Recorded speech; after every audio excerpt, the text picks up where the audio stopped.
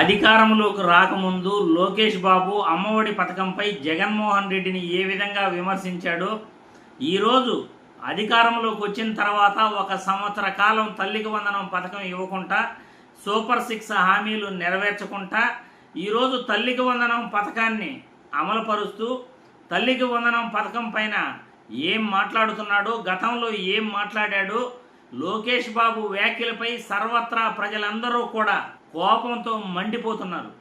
అసలు అధికారంలోకి రాకముందు నోటికొచ్చినట్లు మాట్లాడిన లోకేష్ బాబు ఇప్పుడేంటి ఇలా మాట్లాడుతున్నాడు?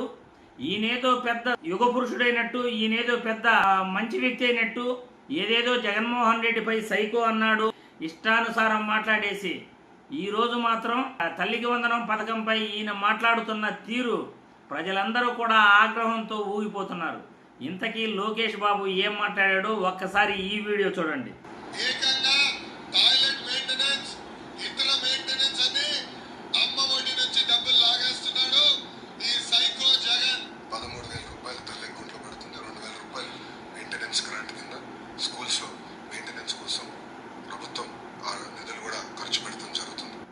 చూశారుగా, నాడు అమ్మఒడి పథకానికి 15,000 రూపాయలు చెప్పి మొదటి సంవత్సరం జగన్మోహన్ రెడ్డి 15,000 ఇచ్చాడు.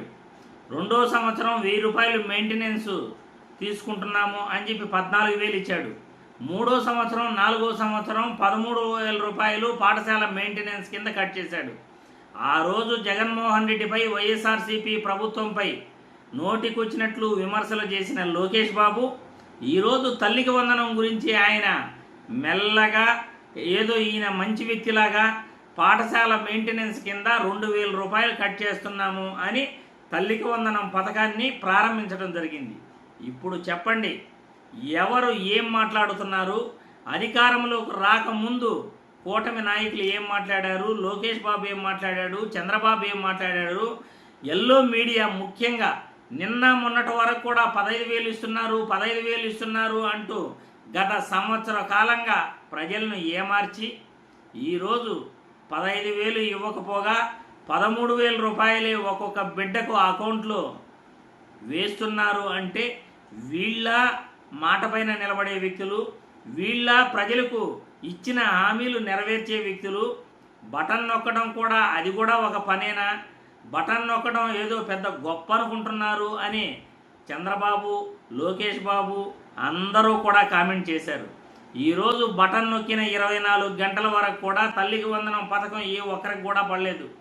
ఇప్పుడిప్పుడే సాయంత్రం 4:30 నుండి తల్లికి వందనం పథకం అరాకొరాగా ఒక ఇంట్లో 2 ఉంటే ఒకరికే పడతా ఉంది, కొంతమందికి 2 ఉంటే 2కి పడతా ఉంది. ఈ తల్లికి వందనం పథకం ఎంతమందికి వేశారు మనం చంద్రబాబు ఇచ్చిన జూన్ 30వ తేదీ వరకు కూడా చూడొచ్చు. ఆ తర్వాత ఈయన ఎంతమందికి ఇచ్చాడు, తల్లికి వందనం పథకం యొక్క భాగోతం ఏమి ప్రజలందరికీ కూడా క్లియర్గా తెలిసిపోతుంది. ఎందుకంటే మనమేంటి, మన ప్రభుత్వం ఏంటి, మన పరిపాలన ఏంటి, మన స్టామినా ఏంటి, ఎవరు ఏం చేస్తున్నారు, బటన్ నొక్కితే ఎవరికి డబ్బులు పడుతున్నాయి, బటన్ నొక్కడంలో ఎవరి సమర్థత ఎంతో ప్రజలే క్లియర్గా అర్థం చేసుకోగలరు.